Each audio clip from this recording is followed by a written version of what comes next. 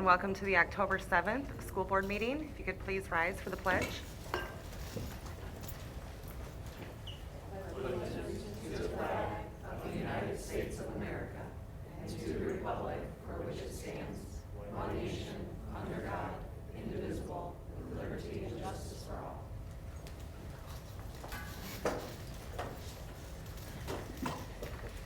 Thank you.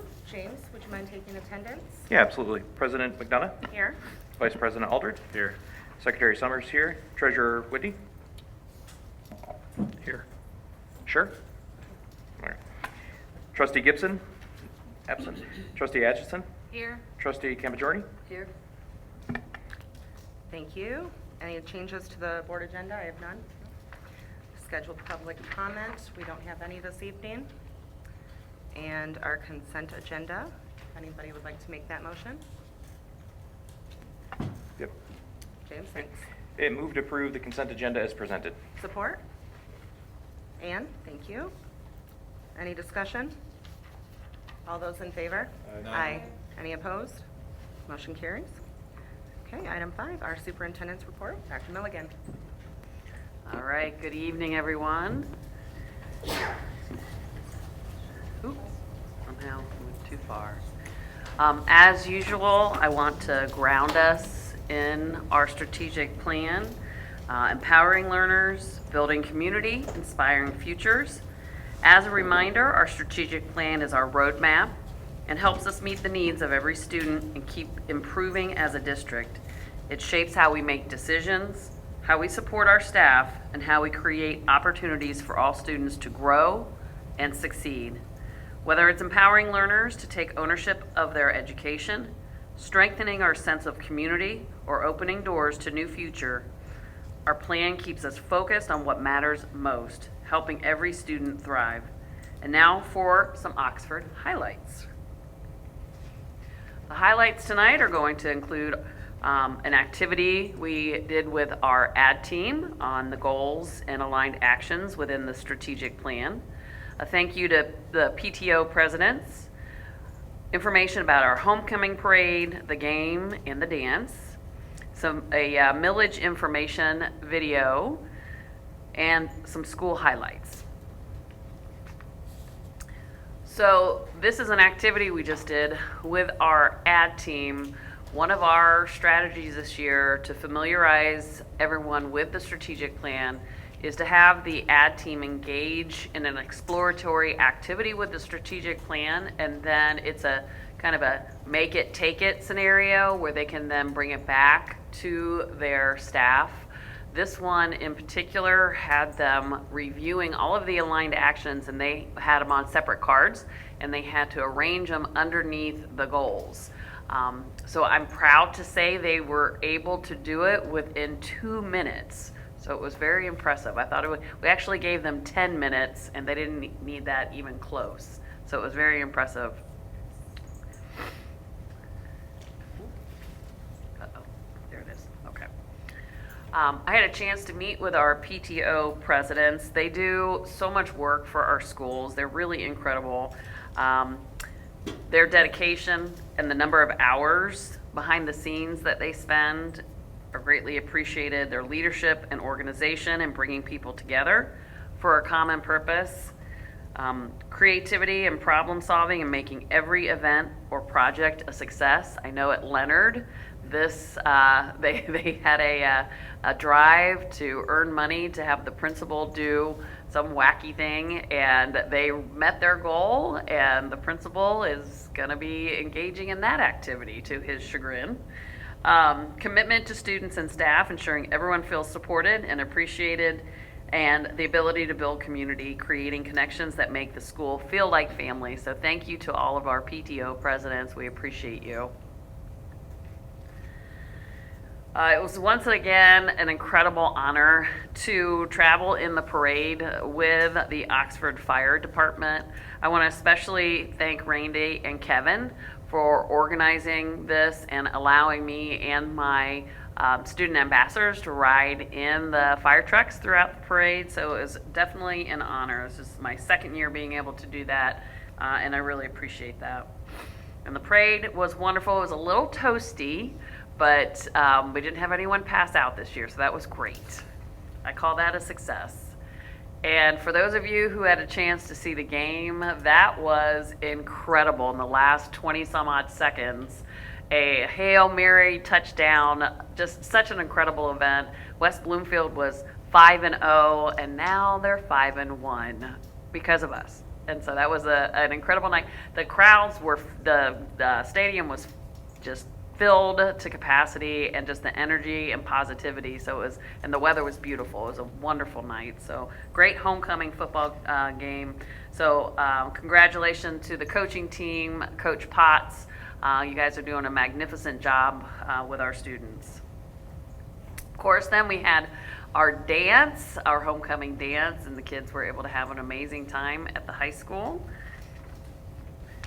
So thank you to, I know that I got a lot of feedback regarding our leadership teachers and our leadership students who actually are responsible for organizing the, not only the pep assembly, but also the dance, and they did a fantastic job. So congratulations to our leadership team who put that together. All right, this is millage information video that we have on our website. It's to provide information on the difference between the two proposals and what their purpose is. And so it's about 2.5 minutes, and I'd like to share this with everyone. Now I'm told that it'll just play. Let's see. Do you ever wonder how our schools get their funding? Let's break it down. First, the state decides how much money each district should receive per student. This is called the foundation allowance. The current foundation allowance is $10,050. For funding purposes, full-time students are counted as one, while part-time students count as a portion. Here's where it starts to get a bit tricky. The state sets the foundation allowance but doesn't pay the full amount. Instead, they pay a portion and expect the remainder to be collected from local businesses. The way this is collected is through an 18 mil operating millage. Here's the catch. If we don't collect the full 18 mils, the state doesn't make up the difference. That means less money than expected for our schools. Let's take a closer look at this 18 mils that the state expects us to collect from local businesses. Voters previously approved an 18 mil operating millage, but due to something called the Headley Amendment, this amount can be cut each year depending on inflation. The operating millage will restore funds lost due to the Headley rollback and bring our funding back up to the amount the state expects. This operating millage, also called a non-homestead millage, applies to businesses, rental properties, and vacation homes, but results in no tax increase for homeowners on your primary residence. Just a quick note to avoid confusion on Election Day. The ballot proposal is for 21 mils. That doesn't mean we'll ever collect 21. The most we can ever collect is 18. It just gives us cushion against future Headley rollbacks, so we don't need to come back to voters every couple of years. While the operating millage covers everyday essentials like teachers, programs, and classroom needs, a sinking fund is different. It's like a savings account for building upkeep, repairs, buses, and technology. Without it, the district has to shift resources to use classroom dollars to pay for costly repairs. So what's the difference between a sinking fund and a bond? Bonds come with bonded debt paid off over many years, while sinking funds are pay as you go and have no debt. Also, a bond is much larger and often used for big projects, like building a new school or major renovations. Our sinking fund proposal is not for new schools or large construction projects. It is designed to take care of our current facilities and make improvements where needed. For more information, visit our website at oxfordschools.org/millage. And please, remember to vote on November 4th. And I want to thank Christy Smith for putting that together. I thought it was like she found it on the internet. I was like, wow, that's really great. And no, she actually created that. So thank you, our very talented Christy Smith. All right, the QR code on the right will get you to our millage website.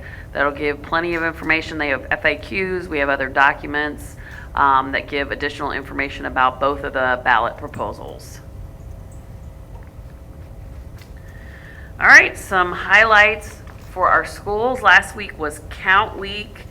So Count Week attendance is very important. That's Stephanie at the high school. She helps us with attendance.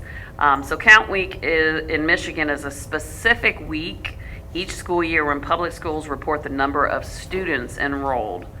This count is used to determine state funding for the district, since most funding is based on student enrollment. Why it's important, it directly impacts funding. The more students officially counted, the more state funding the district receives.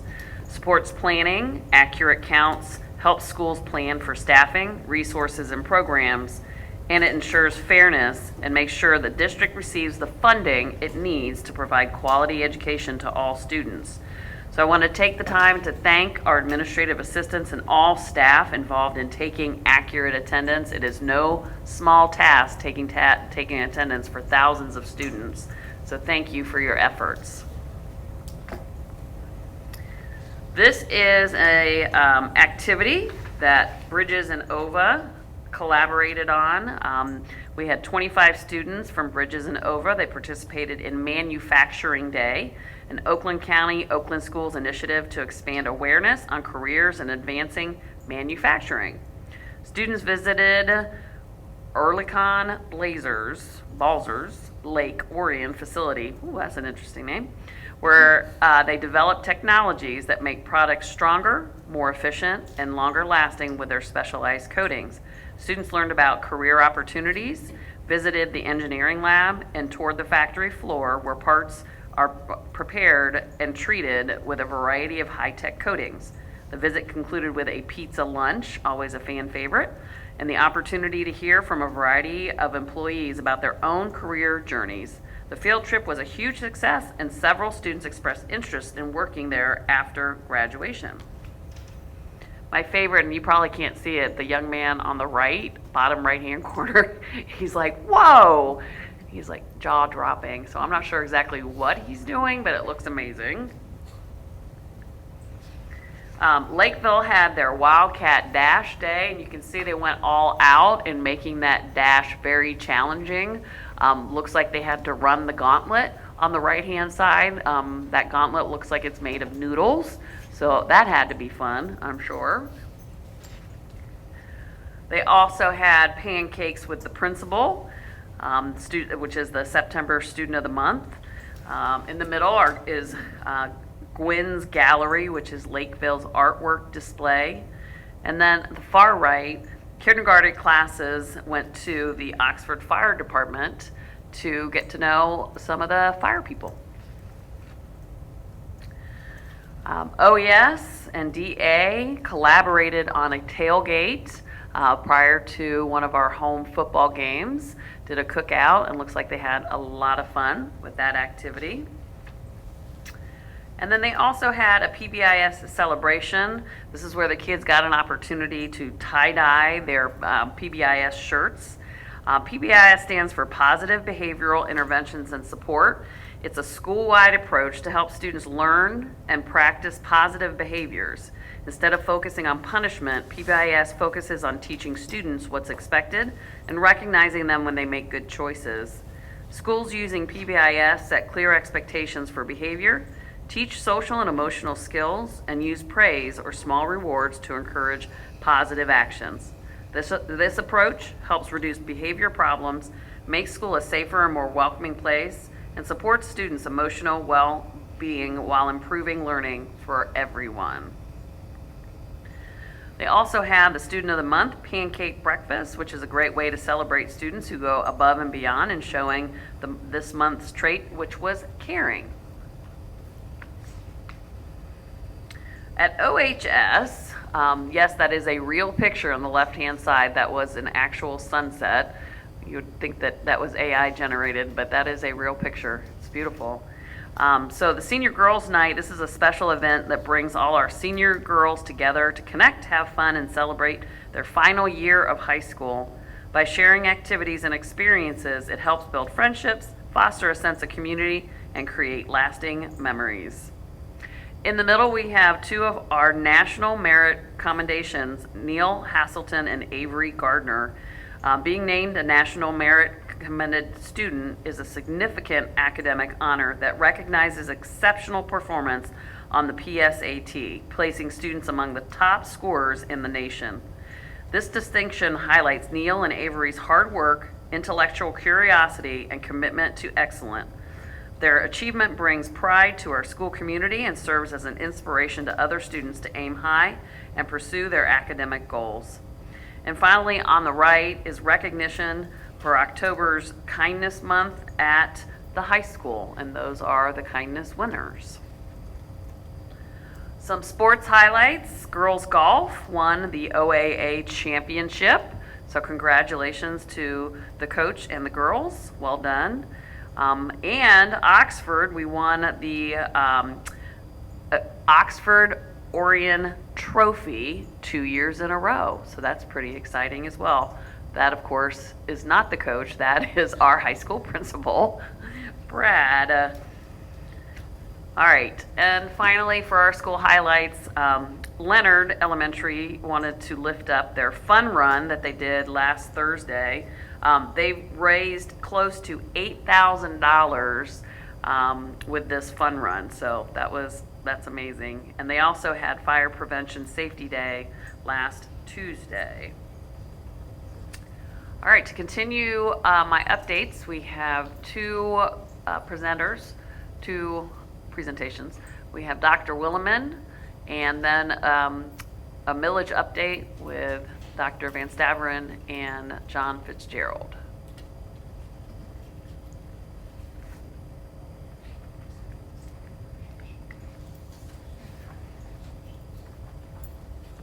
All right, good evening. We are continuing with the same one-pager we have been. Again, you can access this on the school's webpage. You go to the School Safety and Security Department. It's in the box area where the community conversation video is, and it's hyperlinked there. Continuing on with our measures. We're switching now from our physical safety measures into our virtual social emotional safety measures.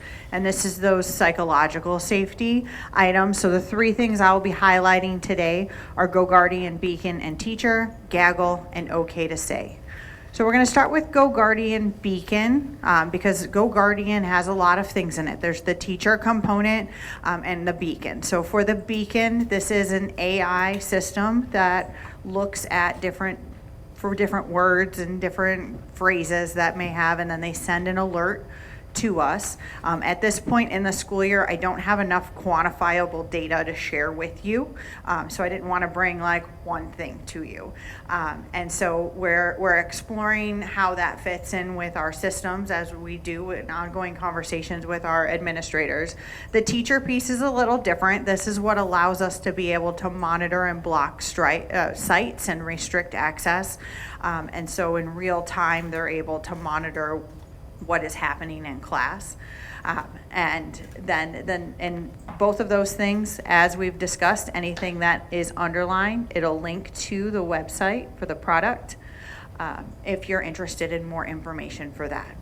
The next one is Gaggle. A lot of you have heard Gaggle. We've added a component to Gaggle this year. So one of the items that we are using Gaggle for is it's an AI selected and then human verified, and they're looking for different phrases of words, and they break that into two different categories. The first one is a possible student situation, and the other is questionable content. So this is AI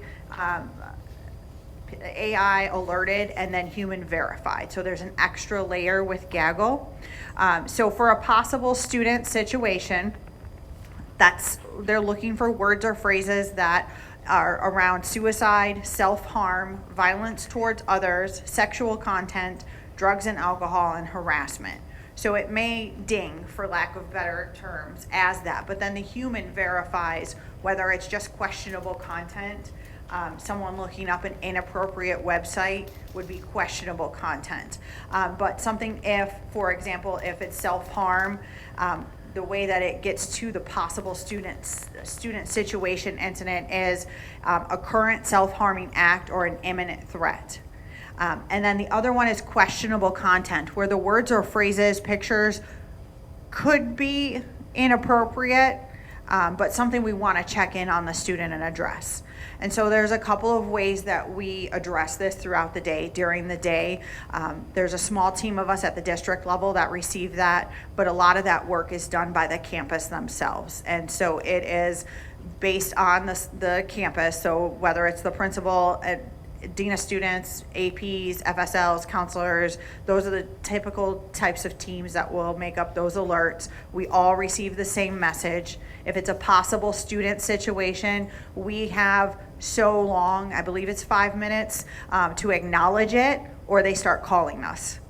And so it is very much, hey, make sure you saw this gaggle. There are plenty of times that, hey, we saw this, we're on it, and that's typically what we'll get a reply to the email or to a text that says, we're on it or we're addressing it. And then the campus takes it on from there. And then if they need any assistance, there's a group of us at the district level that receive those alerts as well.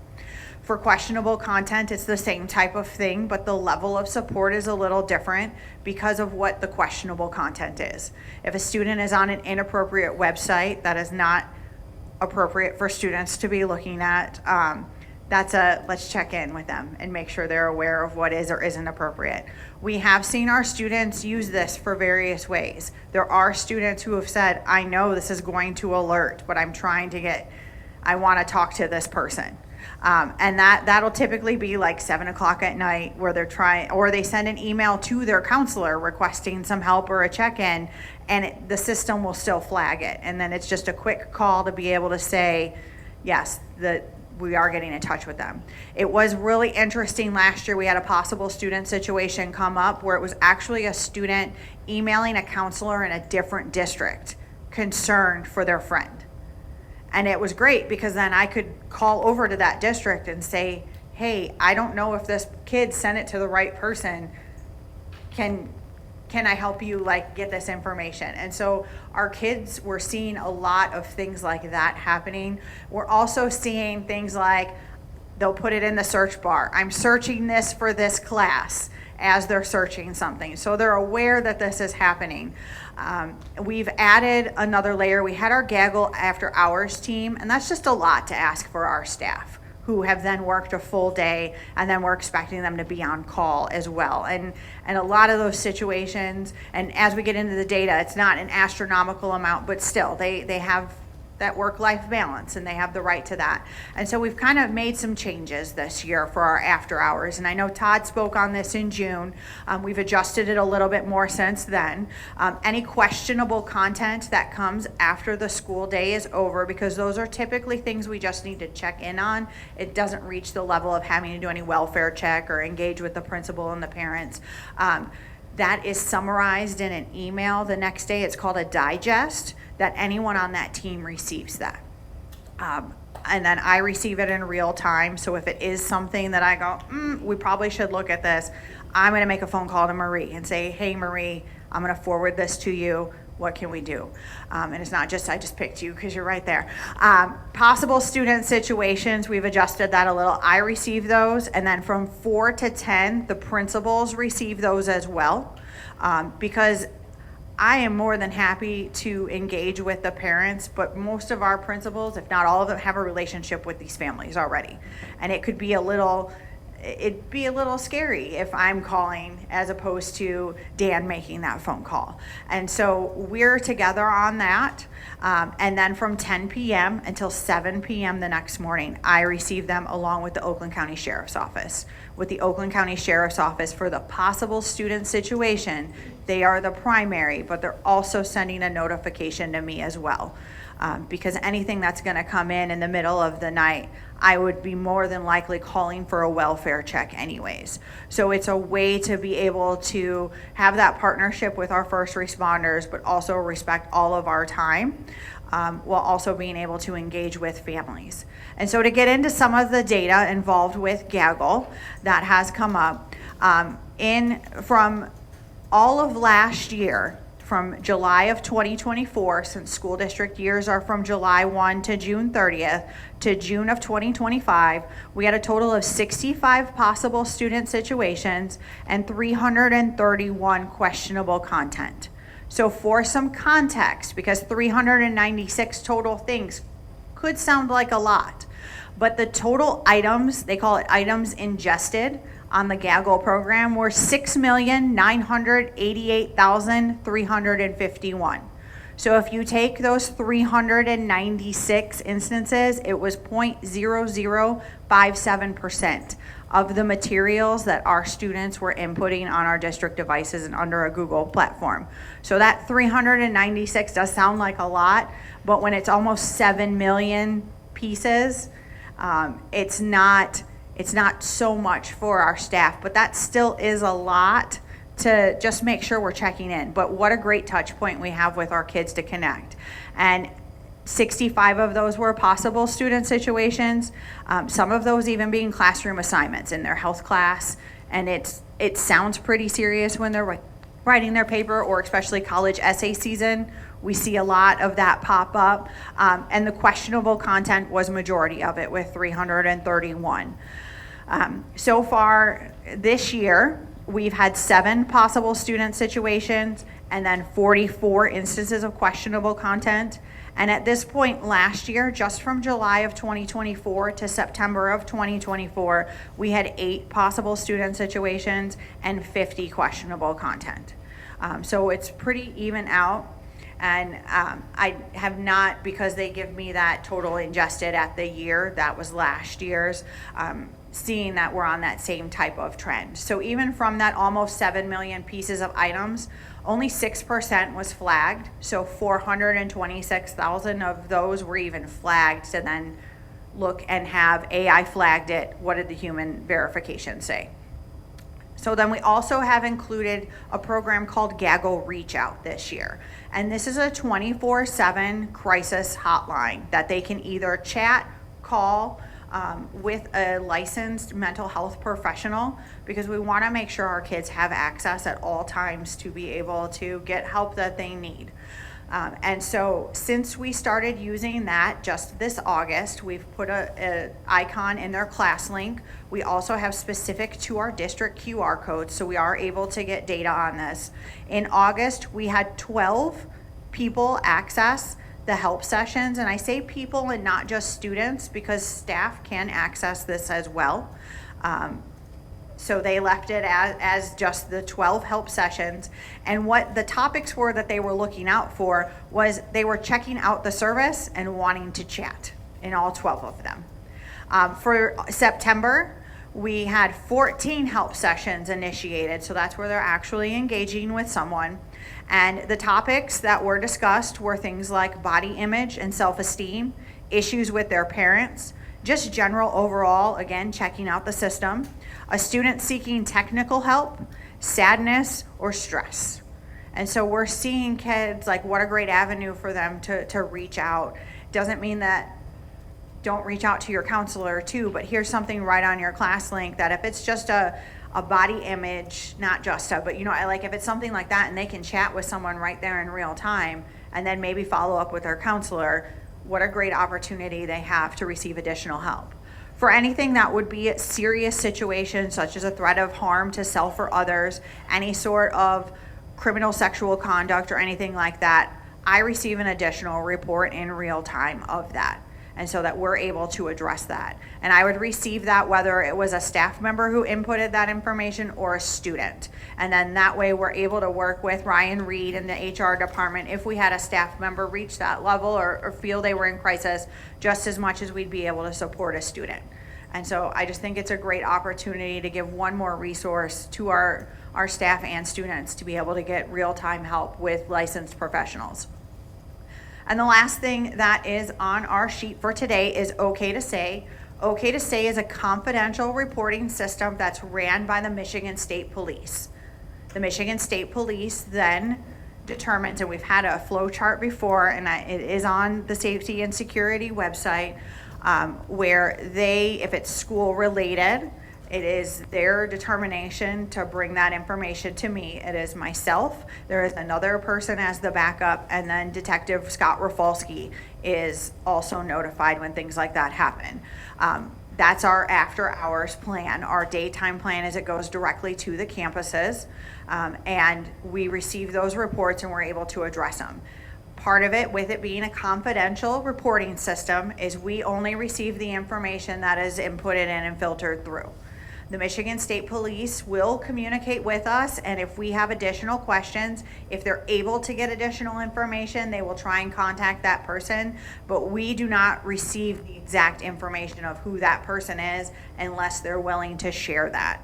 And they've been very good to work with, but they are the ones that are initiating who gets what information and how it's sent.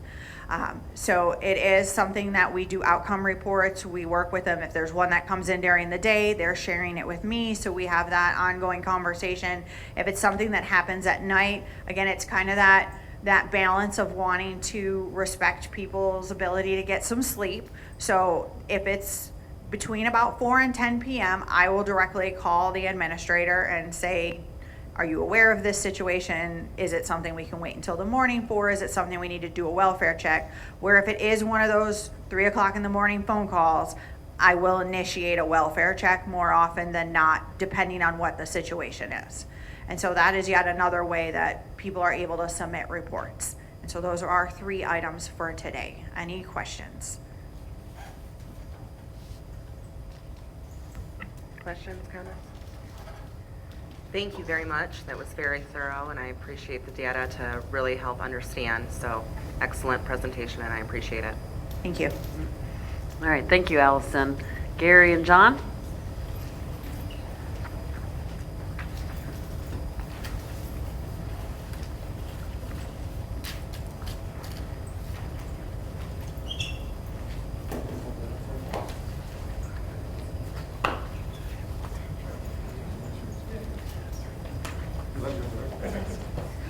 Good evening. My part tonight is just I wanted to bring to the board's attention, we've got a couple of new items on our website related to the sinking fund section of our website. They're both related to the spending plan for the next 10 years. There's a summary version and then a more detailed by building by year spending plan. The guiding principles in terms of the project selections are driven by health and safety related to the facilities. And really, if you think of the facility and things that impact the interior, that was really the focal point. So roof, HVAC units, chillers, things of that nature. And it doesn't take long to use up the 1.6 million projected funding for the sinking fund. So that's now on the website for anyone who wants to view either a summary level or a specific level. And any questions you have on that as well, I would more than happy to field now, or when you get a chance, take a look at it later. And that's pretty much what I've got, unless you've got some questions. Yeah, there were actually you go. 2 documents. I think there's the spreadsheet and then the overview. If you So scroll this- down on the Millage webpage, both of them you can see the images. Click on that. Keep Sure. scrolling down. Yep, right there. So that's- this is the actual overview of the plan. It's kind of very high level summary in terms of the different years and the different facility pieces with, you know, the icons then they're representing the different pictures and the type of work that will occur. The actual detail behind that is can you take a look at that one?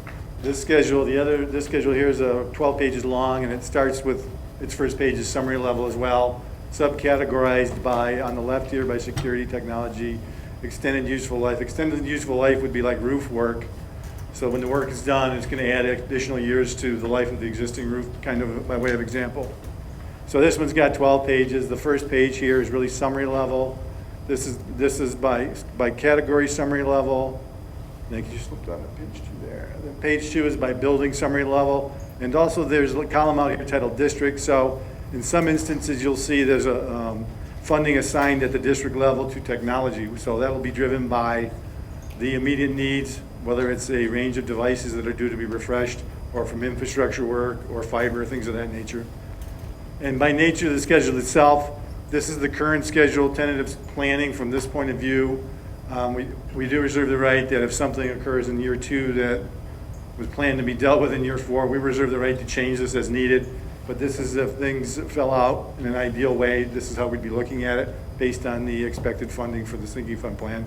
So pages 3 through 12 are each year's version of what is going to be set aside or targeted for work by building or by district level. For example, transportation too is another good example of district level. There's funding there targeting buses. So it's really not assigned to a building, it's really assigned to the function of transportation. So as you get a chance, take a look at it. More than happy to field questions. Questions?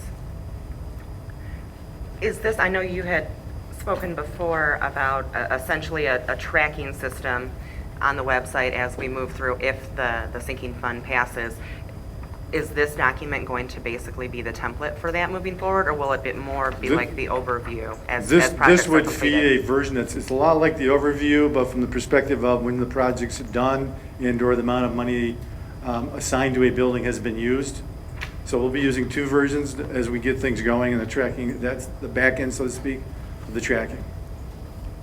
Okay. We'll also be putting out just the practical aspect of the annual capital projects planning for the district, which will be sinking fund planning combined with in-district planning. There's spending that we know we're going to still continue to do out of the general fund, because to be honest with you, the 1.6 million that the sinking fund would generate was used up pretty quick on an annual basis relative to what really needs to be done in the district. So there will still be things addressed using sinking or general fund funds, but it relieves a very large burden on the general fund to focus back into the classroom work. Okay, thank you. Thank you. No, I'm good, thank you.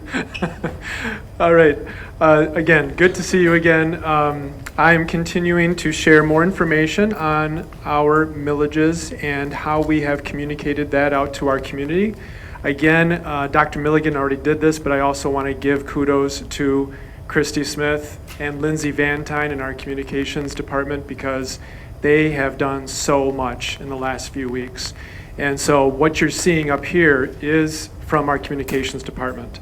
So this is one example. If we also go back to the website, also want to go back up to the top, and you're going to see how this has changed a little bit, where now there are buttons, which are really like bookmarks right here. So ballot, if you just want to go hone in on that, you can click on it. It'll take you right to the ballot information. Resources, frequently asked questions. We continue to update that and answer questions and then put those on the website as well. Registering to vote, and then here's where you can submit more questions. Again, we'll put those answers on the website, and that also helps us inform you more on the website as well. And as we scroll down, you're going to see more information. Again, what's on the ballot?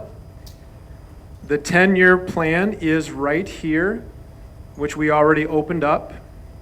And then here is the video, which Dr. Milligan showed. There's the calculator. And there's more updates right here as well. So specifically, taking a look at non-homestead operating millage PDF, sinking fund millage PDF. Here's that 10-year summary.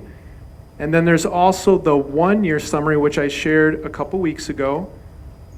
That preliminary 1-year summary as well in year number 1, what we plan to do specifically at each building. And then as you continue down, there are more updates in the frequently asked questions, okay? So again, want to give kudos to our communications department. We've also been continuing to inform the public through different speaking engagements at different HOAs with the Chamber of Commerce, with the township, with the village. We've continued to put more out on social media, at sporting events like last week's football game. And then also an informational email has also gone out to all of our families. And that informational email was very specific. So, for example, if I have children at DA, then there was a flyer with that email that was specific to the improvements in the physical plant at DA that we plan to do with the sinking fund. Same thing at OE, same thing at the high school, and so on. So very specific emails and intentionality behind that. Also, an informational postcard also went out. Hopefully you all got that, okay? So again, a lot of information on this, explaining about the 2 different proposals. Also, about absentee voting, early in-person voting, and then obviously when election day is, and the QR code to get to the website. What we've also done is put signage out. So I brought some props tonight. So here's an example of some signage that we've put out. So the south entrance at the Legacy Center, there's signage there now.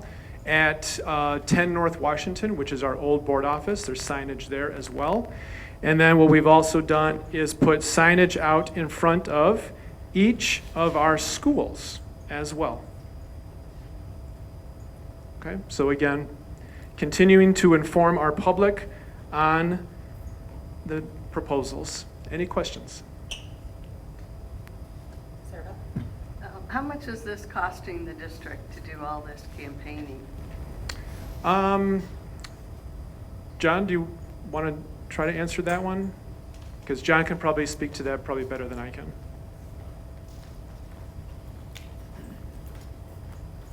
So in terms of planning for it, we haven't spent that much, but we're estimating about $10,000 to $15,000 in terms of providing information to the community. That's outside of the actual cost of the election piece. That would range depending upon what each township charges us, and that will range in probably in excess of $100,000. Good. Any other questions? Good. Thank you both very much. Okay, thank you. Appreciate it. All right. Moving into item 6, our committee updates. Finance, Mike, would you like to let us know how that went? Sure. Well, starting off, we talked about the resolutions for this meeting that we will be discussing a little bit later as far as the outstanding debt refinance. Well, we're talking about a line of credit up until the budget passed. So that was a benefit of not having to have that discussion in this meeting. And then the summer tax, which will be covered in the finance operations later. Oakland Schools business residency. So Oakland Schools has a program where they're training up candidates for school, specifically school finance. That's not something that's typically done in like a business administration job, right? And so we have one a resident from that coming on for 8 months. They're three, each student goes through 3 rotations of 8 months at different districts. So they're kind of mixing that up. We've got one, he'll be with us through May. And so that'll help out our finance department. It's nothing on to Oxford, right? It's just that cross-training. So it'll be good because he's been at 2 other districts as well. So we're going to get some of that kind of, what are they doing? But at the same time, he's a student, right? And so he'll be learning a lot from our the next 8 months here. Center application. So we submitted that center application to Oakland Schools. They have some time to review, 90 days total, but we should hear back before, like some things before that. Let's see.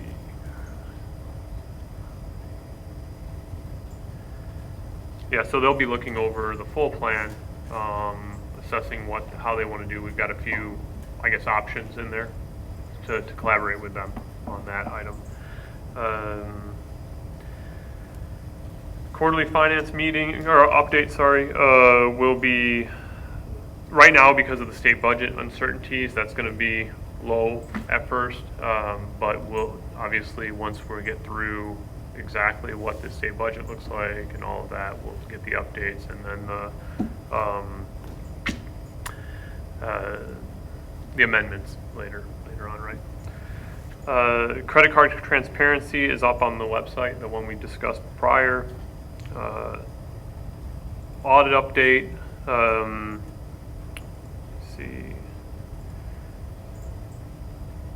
There was a 270K surplus went back into operating. There were some bank recs as far as the material, but those have all been, I guess, smoothed out since then. It was carryover from the previous audit that they were catching up in between. So now it's all correct. I mean, that's right, John. And control procedures are in place now as well.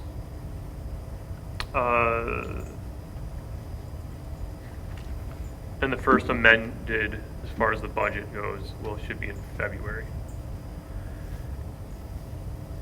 We talked about the millage and sinking fund, the graphics that John just went over, that kind of discussion that John and Gary just had. One last thing that came up was Oakland County, Oakland Schools is looking at doing an enhancement millage. They're considering doing an enhancement millage, and for 2026, maybe August of next year, 2026.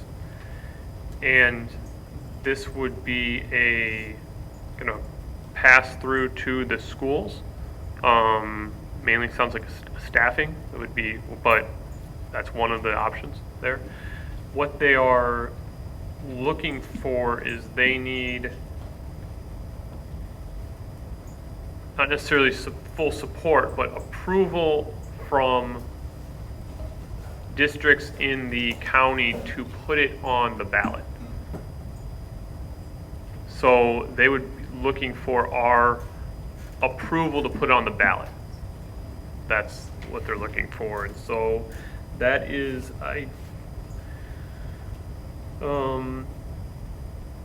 and I can't remember. Do we have a timeline on when we need to give them approval? John or Tanya? Yeah, so the superintendents are getting together on the 17th. And this is just an informal conversation. And again, it's not looking to support it, it's looking to give our voters an opportunity to vote on it. So they're just looking at superintendents to say, yeah, we would support putting it on the ballot for our voters to decide, or no. And I don't know if you were going to say, so Oxford in this scenario makes out pretty well in a sense that the amount of tax that our taxpayers would pay is compared to how much money we would get 3 times the amount of money that our taxpayers actually paid. So it's a pretty great situation for Oxford specifically. There are other districts that are referred to as donor districts because it's just the opposite. So they're just looking for an informal conversation to say, hey, yes, our board would support putting it on the ballot in order for voters to decide.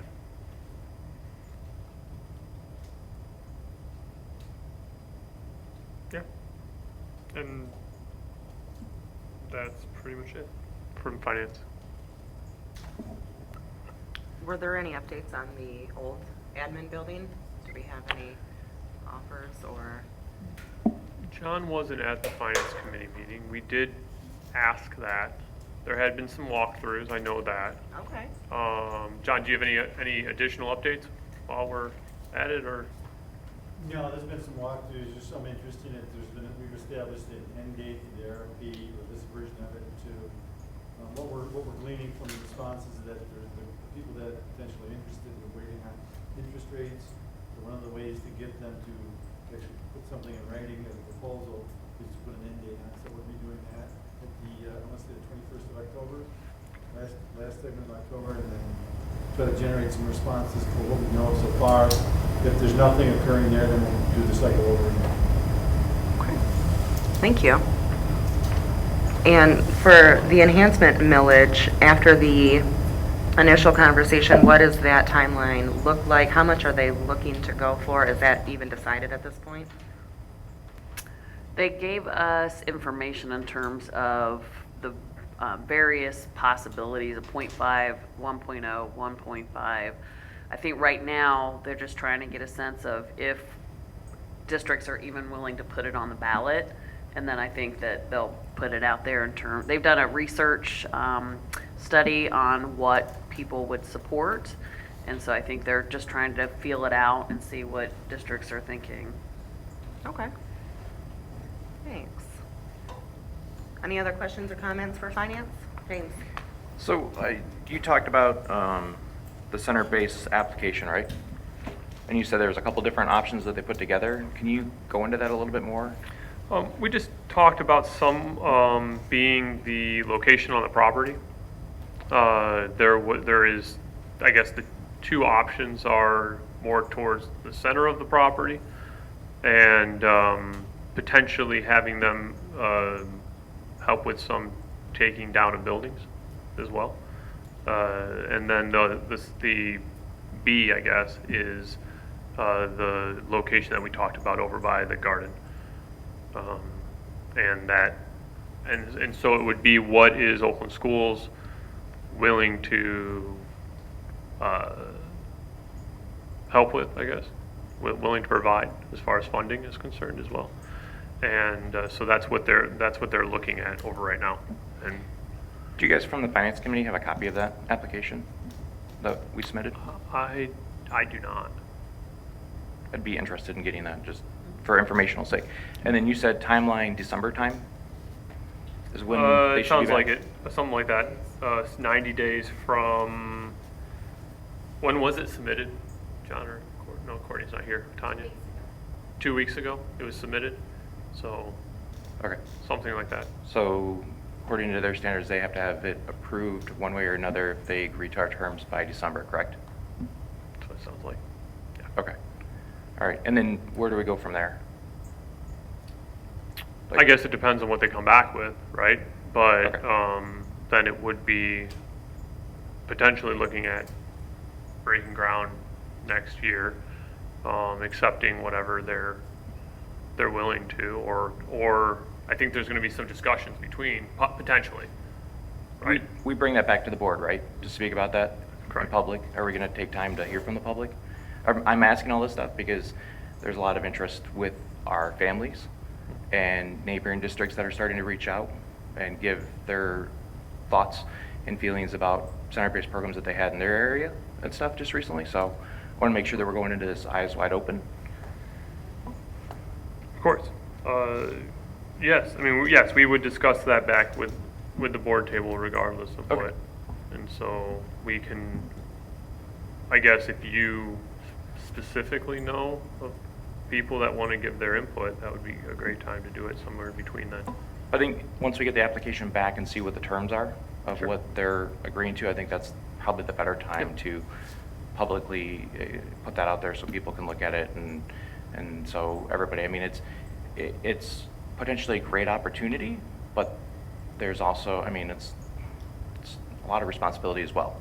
And me personally, and from who I've talked to and people's feedback that I got, I think it's in our best interest to definitely be fully transparent and hear from the public as well, so we as a board can make an informed decision before we agree to that, just like we do with like curriculum and stuff.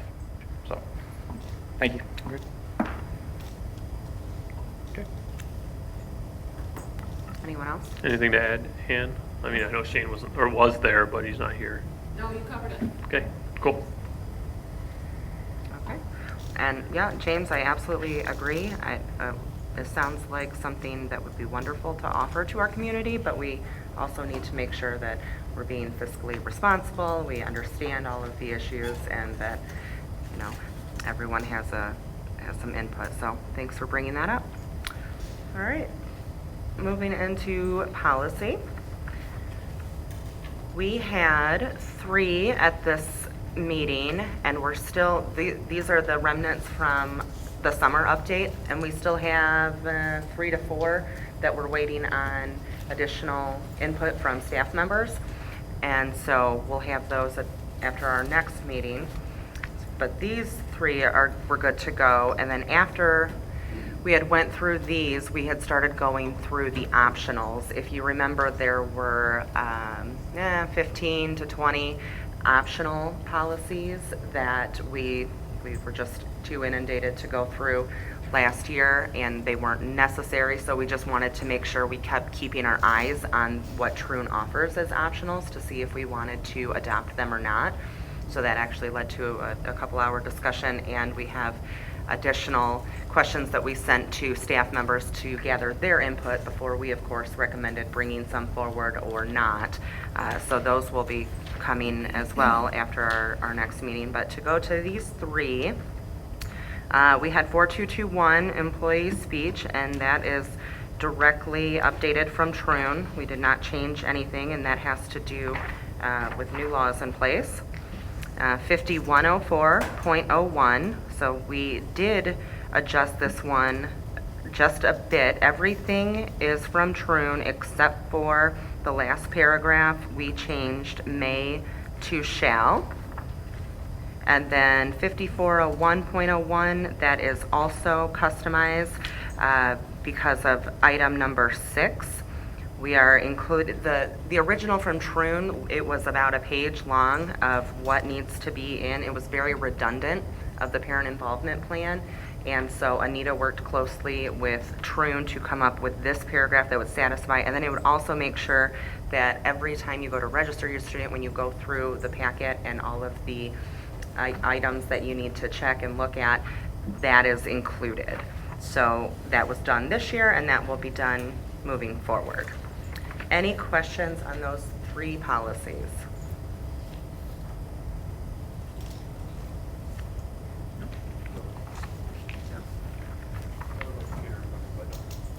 Okay. You can email me if it comes to you. Okay. Yeah, it's on my computer. I'll send it. When I read it, there was just some little thing, so I'll send it. Okay. Sounds good. All right. Item C, we have 3 field trips for first reading. These are field trips that occur regularly. We do not have presentations on, but you have it in your board packet. If you have any questions now, you can ask and we can get answers, or email, and we'll be approving these at our next meeting. Item D, our board discussion. Tanya and I have worked tirelessly to get a date that works for the facilitator and everyone, and we think that we have that set now. As you know, we had to postpone when we intended to meet in September, and we are looking at October 27th from 4 to 7 p.m. And I just want to make sure that, well, I already spoke with Shane. He is absolutely good, but I want to make sure while we're at the table, if anybody has any issues or concerns with that date, and also can fully commit, because we don't want our facilitator to lose hope in us. It may be 10 to 15 minutes. I just have to, logistics of like picking up kids and stuff that day. We can look at 4:15. I mean, I don't think anybody, Yeah. I'm I not just, opposed I- to we- going One 15. cross country, one football, and it's just trying to. okay, so Tis the season. 4:15 to 7:15. Would everyone be comfortable with that? Yep. Excellent. We will reach out and confirm. Thank you very much. And Have you looked at any of his books? The architect types or anything? not in his books Oh. specifically. I've looked at some readings around the idea of the archetypes. I picked up his books, very good read. It might help Excellent. if anybody wants to borrow it. Instead of spending the money, I'll be happy to, if anybody wants to look at it and go through it and stuff. But it was a quick, easy read and stuff, and it just kind of, I don't know, gave some good foundational stuff, some Okay. things to think about. Amazon? Amazon, yeah. I can shoot out the link. That'd be later, awesome. Yeah. Thank you. And then, of course, before then, we will actually take the quiz. Everyone will take that individually so that we have the results prior to that. Once we confirm, we'll have them send us a link. It'll go out to all of you. We'll give you a deadline. Please take this by, the week before so that he has a chance to familiarize himself with everybody's results and structure the meeting. So those details will be coming soon. Thank you all very much. The second item I wanted to discuss is, we've been talking about, and Shane and Mike Aldred had volunteered to head the discussion on MASB alternatives, if we wanted to continue the membership after this year, if we wanted to supplement the membership, what we really kind of want to do surrounding professional development, and additionally, the insurance piece. And as you remember, that was a discussion a couple months ago. And I wanted to make sure, because Tanya and I spoke about it and thought that it might be best that we don't make them a formal subcommittee, that they just get together, gather information, and bring that all to the board, rather than have actual subcommittee meetings and that. But I want to get your thoughts before we either have to formalize them as a subcommittee or just let them bring information to the board. I'm going to rephrase just so I understand. So you're just saying, instead of formalized like a subcommittee like finance, or is it just they go off on their own, they do their research and then just come back to report? I think that makes the most sense. In my opinion, that way you guys can work on your guys' availability, and I mean, you're not voting or, you know, making any decisions, you're bringing all the stuff back. Exactly. Very similar when we first started like looking at who we thought for superintendent search committees, you know, of who we want to do. We found out the different stuff, yeah. Yeah, and we're not also taking up staff time for subcommittee meetings and this and that. And again, no decision-making ability whatsoever, just to bring information to the board. And we can include that into, you know, our new board discussion item as that evolves. And to kind of go off topic there a little bit, if you have any topics that you would like to be included in that in the future, always feel free to reach out to us, please. Any other questions or comments about that? Thoughts? Okay, well then let's go forward that way. Mike, appreciate it again, and look forward to your and Shane's recap. Absolutely. Thank you, James, for the comment on that as far as understanding. It's talking with Shane and trying to coordinate. Your points are exactly valid. We have a few to-dos that Shane and I are trying to navigate around our schedule, so thank you for the consideration on this. And then we will be communicating next week as to what we can pull together and bring back to the board for that discussion. Awesome. Thank you. Okay. Moving on to item 7, we have John Fitzgerald again.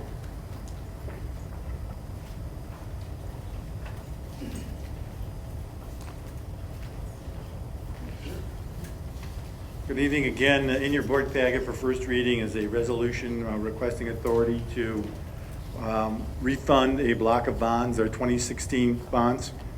The purpose and goal of that is to first and foremost reduce the total cost of that bond issuance to the district's taxpayers. The net present value estimation of savings by refunding them is an estimated at $200,000. So from a financial point of view, there's the incentive to move forward there. Additionally, for us, from a debt structure point of view for our district, and keeping in mind the balance of our other bonded debt, when we do the refunding process there, assuming the board moves forward and on the 21st, we will restructure that debt so that we'll be in a position to pay down our school loan revolving fund debt by July of 2027. And additionally, by July of 2027, we'll be reducing our district debt millage from 7.9 mils to either 7.1 mils or 7 mils even. That will take effect July of 2027. So in terms of the actual process itself, through the first reading, we are expecting, assuming a board approval at the next meeting, we're expecting to do a close on the refunding bonds in mid-December. If anybody's got any questions on that process, I'd be more than happy to speak to it.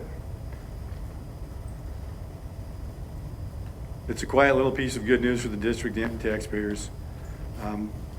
The long-term interest rates are beginning to show some downward slide, so depending upon how a district sets up its bonded debt, it opens windows up at certain time frames to do things like this. So our window for us, so to speak, is open. So, any questions? Do you want me to just move right into the next one? The next one is the annual summer tax resolution. It's a compliance issue that all boards go through who are in a position that we are, and what it does is reauthorize the district to levy its taxes on a 100% summer levy. And what we just witnessed with the state budget process, where their inability to do their jobs have put local districts such as ours in a potential cash flow crunch. Because we use a 100% levy process on our taxes, it helps address and relieve those types of very situations, and that's why districts really do it. It's about the cash flow piece of it. So, but that is an annual thing, and that's first reading as well, so it'll be back on the 21st. Any questions on that one? Thank you. Thank you. All right, our next item, the LCA job description. Allison, are you talking to that, or, oh, I'm sorry. So this is just first reading. It's pretty self-explanatory. We just did this recently. If you have any further questions about it, we can reach out to Allison. Or if you have them now, Tanya can convey them. Okay, excellent. Unscheduled public comment. Do we have? Thank you.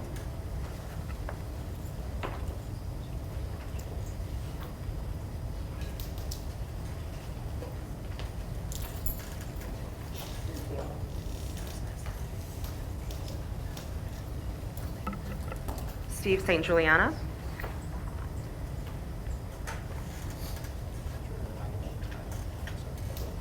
I can do a reminder.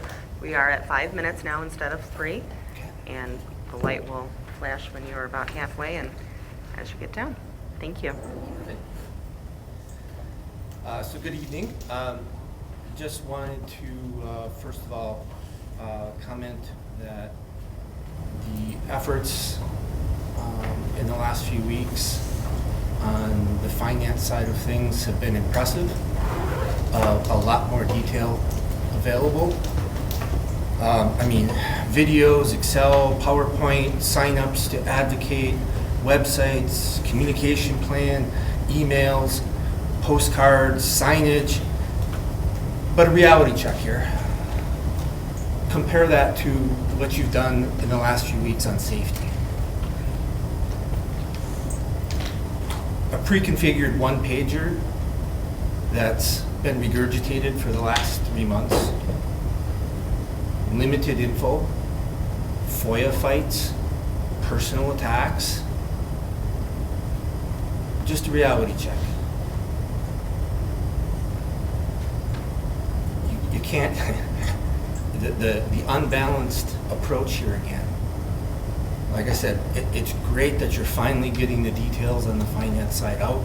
It should have been done a long time ago, but the work is being done. But once again, come on. Apply this across the board. A comment on okay to say in the Michigan State Police was mentioned in Ms. Williams' update. I just wanted to highlight that in the after-action review that was conducted by Guidepost that was released recently, buried in the footnotes was the fact that the only organization that refused to cooperate with that after-action review was the Michigan State Police.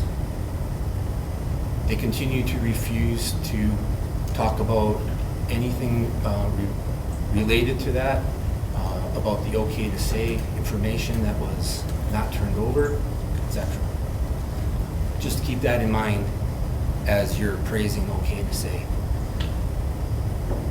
And then just lastly, quickly, is an open question for you guys to consider and maybe address at some point is to the public, not just internal, is what is the district's position regarding the continued abeyance of the decision in your favor against SETSEG, that the amount of the settlement available is $5 million per occurrence as defined as per bullet, not as occurrence as overall incident, that SETSEG continues to file, I think it's now the 4th filing, that it remains in abeyance.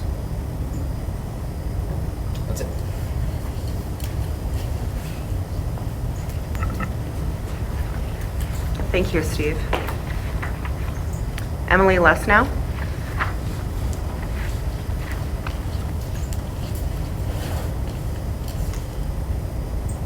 I'm short.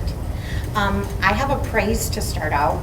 My son had his first FBA, that's a functional behavior assessment. It's a tool we use in special education to learn about a student's behaviors and hope to divert and mitigate that into positive events.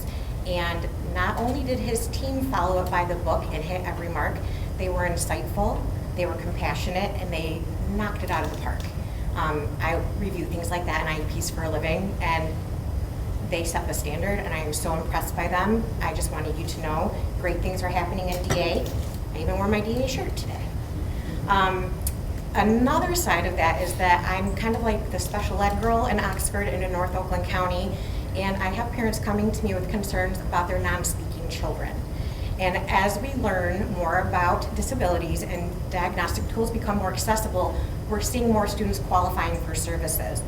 When they're non-speaking, things tend to escalate pretty quickly. And I know that we have CPI training, but I don't know if it's always enough for our parapros and teachers that are working with these students. I have parents coming to me telling me that students are coming home with handprints on their arms, nail gouges. Sometimes they've even bled, and they're from adult hands. I don't know if it's simply someone grabbed someone at the last moment before they ran out of a building or what, but it's showing time and time again that the preventions we're using aren't adequate.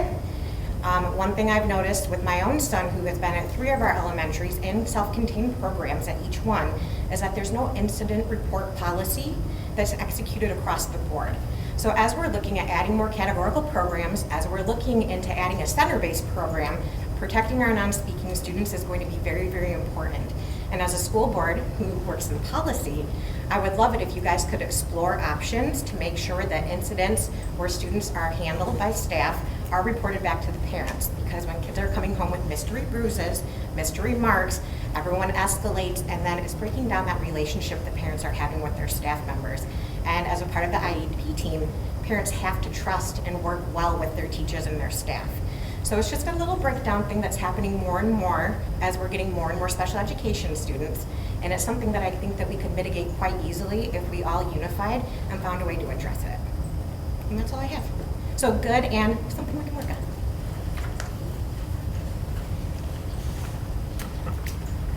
Thank you, Emily. Okay, item 10, we have a list of upcoming activities. Our next board meetings, we'll be adding the retreat onto that. We have fall recess coming up, of course, Wildcat Remembrance Day on the 30th. Any administrative clarification, Dr. Milligan? Any final board comments? Mike? I guess mainly just following up on Tanya's review, or on Tanya's superintendent report, because we kind of segued right into safety and the millage. But I had heard directly from a PTO president that she just really appreciated that workshop, or the getting the meeting with the other presidents, and she felt like they hadn't previously been opportunities to coordinate or really felt that they were like they mattered, kind of. And so she really appreciated that meeting. She's already coordinating with other presidents to kind of coordinate resources and all of that, because a lot of times they do events and then they won't be using that material for another 5 years or something, right? And so they can kind of leapfrog that way, and it's gonna work out for everyone really well. So I think she was really excited, and she came to point that out to me. Other just the homecoming, obviously an awesome game. I had heard from parents, and especially parents that grew up in other districts, like nobody does homecoming like Oxford. And so that was cool to hear. I also had a colleague actually that happened to be going down Pollyant Trail when everything was going on. He's like, what is this? He's from Germany. He's like, he had to Google, and I touched base with him today about that. He's like, we don't do anything like that. That was amazing. So just awesome that it was an awesome event, awesome weather, awesome game. And so just that was cool to hear too, because I don't really remember the celebrations like that either, and I was a neighboring district as well. So yeah, just those 2 items. Thank you. Anyone else? Okay. It is 7:44. This meeting is adjourned.